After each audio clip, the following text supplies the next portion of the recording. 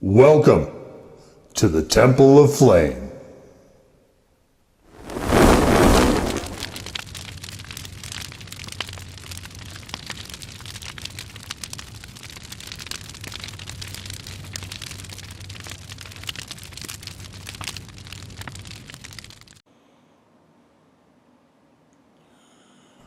On today, Faith Black Lights, we take a look at this. And what this is the Motley Crue, the most notorious hot sauce. And so looking at the graphic here, I think they missed their opportunity. They could have just said, shout at the hot sauce! But no, they decided to not do that. Or they could have, they could have just made a really hot sauce called it Theater of Pain. I mean, it seems, I don't know, it seems kind of built in. So this was part of a set that came out with one sauce for each band member plus this one, which is sort of the band hot sauce. This is one that does not have onions. So that is why I decided to do this. Also because I mentioned it before, but I have a penchant for stupid gimmicky food items in general. To me, vanity hot sauces sort of fall in that category, or vanity sauces in general, I guess. So this is from United Sauces, of course, who have the Cajuns line, and I'm not. This reminds me of, I think, the Nola hot sauce, although it is hotter than that. I wouldn't say it's a 1-to-1 because I think there are some shifts from that hot sauce. For instance, there's no cayenne in this one, and this one is quite a bit more bitter than that one was. It's also notably hotter as well, but I think it's something along those lines. But I've done a lot of Cajun sauces. I have not done all of them, so I don't know specifically. This could be, maybe it is something the band just had I'd be shocked if that was the case, but maybe it was something that they had their finger in and provided some direction or whatever. They certainly did not come up with these themselves. That much I am certain about. So kickstart your heart with our hard-hitting garlic habanero. This is not the same old situation. Oh my God. Oh, wait a minute. We want to bring out your wild side and take you to the top.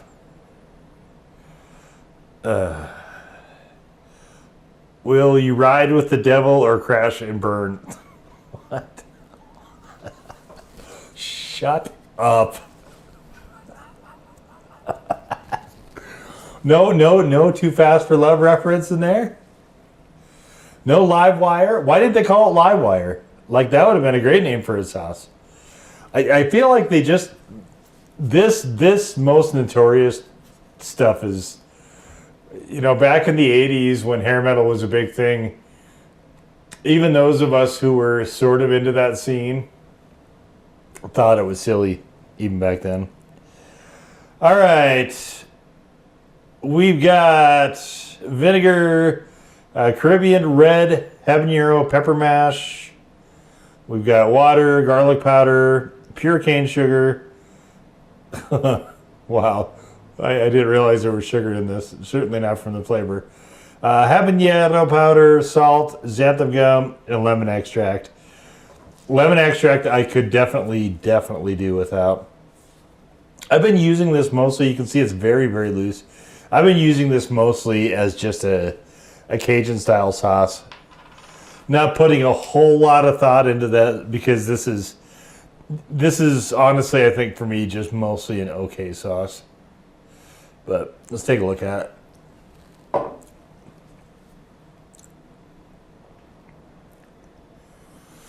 So you can see we've got the very light red into orange, and it's orange at the sides here. Lots of little particulates in there. It looks more or less like a Cajun sauce. So not quite as red as some of the others, but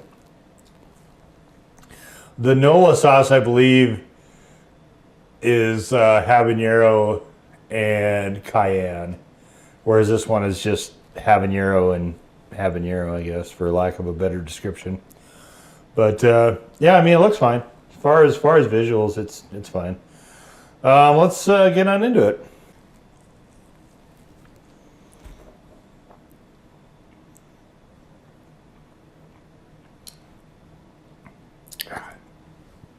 Oh, it's quite bitter.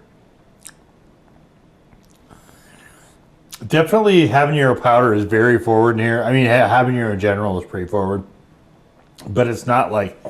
It is more like a concentrated habanero. It's not really a pleasant habanero, I guess I would say.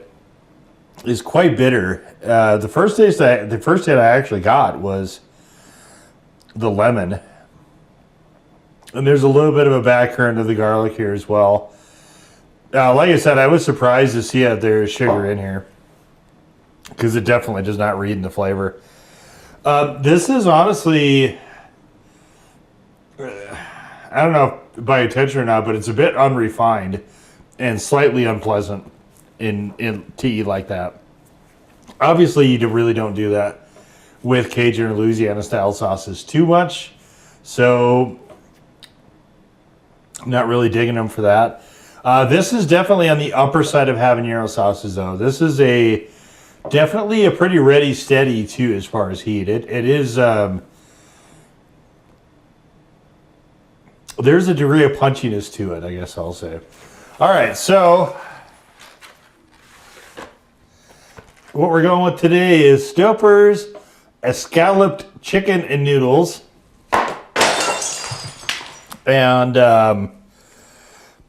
here's that in all its glory.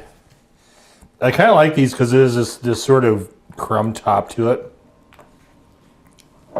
But these taste cheap. These are not fooling anyone and just thinking you haven't anything good here. But it does, the cream sauce does go well with sort of Cajun style sauces like this one is.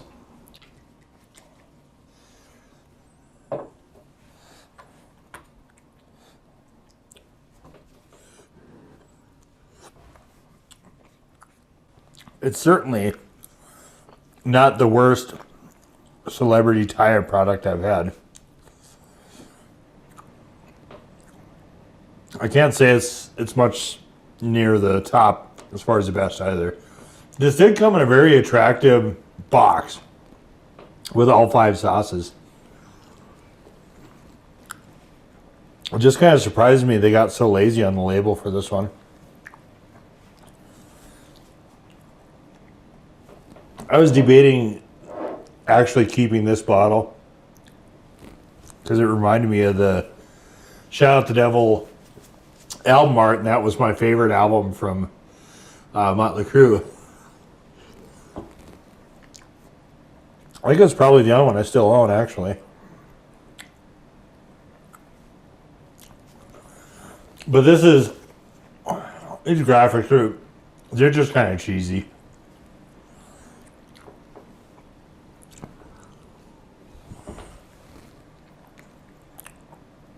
I have enough stuff, that I try not to keep things that might embarrass me if somebody didn't know or my friends happen upon it as far as decoration. This might be a conversation starter, I suppose. But, the so-called most notorious band has been popular for a very long time.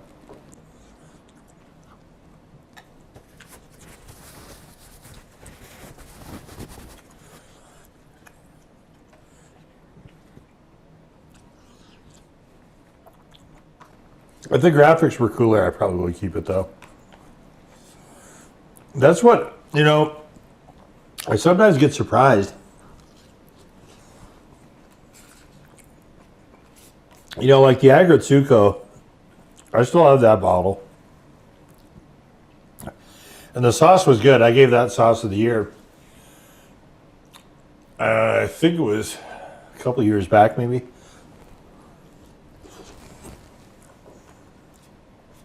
The packaging was cool. Sauce was good. And I think if you're a band, you know, you're selling. Why do people want to wear your merch, right? Why do they want to wear your t-shirts? Because they're cool. So I guess I just don't quite understand why they didn't. You know, it's not like cool graphics cost any more to print.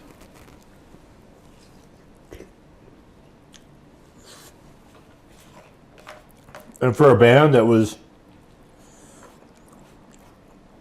to a large degree, you know, pretty careful with their visuals, it seems just really pedestrian.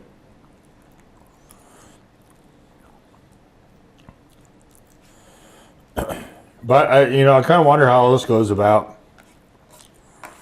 You know, did somebody from United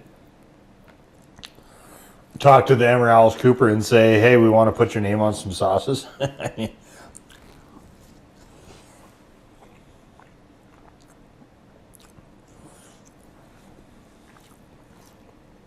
Like I said, I'm pretty sure the band had no real participation in it.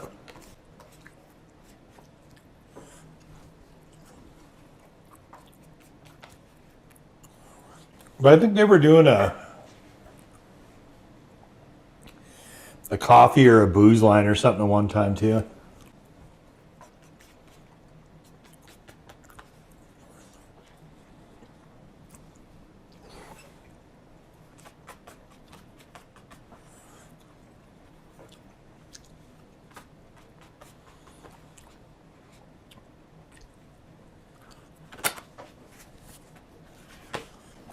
I mean, it's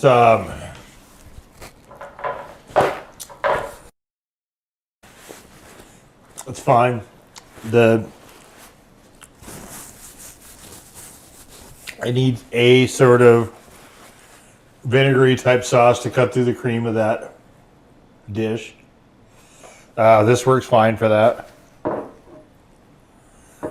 Like I said, it's not a very good tasting sauce. So, I mean, if they're going for a Cajun style sauce, it's probably on the lower end of flavor wise. If they're going for a garlic habanero, I've had a number of those. That was one of the hot sauce trends for a while, a number of years back now. So I've had a number of those as well. This again is not one of the better versions of that either. So it's kind of a gimmicky sauce. It's not gonna be, you know, kind of reach out. I assume they just want something to throw in the bottles. A lot of this stuff winds up being collectors stuff, you know, collectors bric-a-brac. If somebody is, you know, still collecting stuff from a band well past their prime at this point. And this actually, in a lot of ways, kind of tastes like it. It's not bad per se. I mean, it's just okay. It is definitely, though, it is punchy. It definitely has a surprising kind of, actually for me, amount of heat to it. Like I gave this a 2, which is really. It's been quite a while since I've given a habanero sauce anything that high. So this definitely has got a bit of a punch to it, unless maybe there's something unlisted here somewhere. But assuming they're not, it definitely is pretty forward with heat. So yeah, I mean it's you know, if you're a fan of the band, maybe this is something that, and also Chili Head, maybe this is something you might like better. I don't know. To me, it just.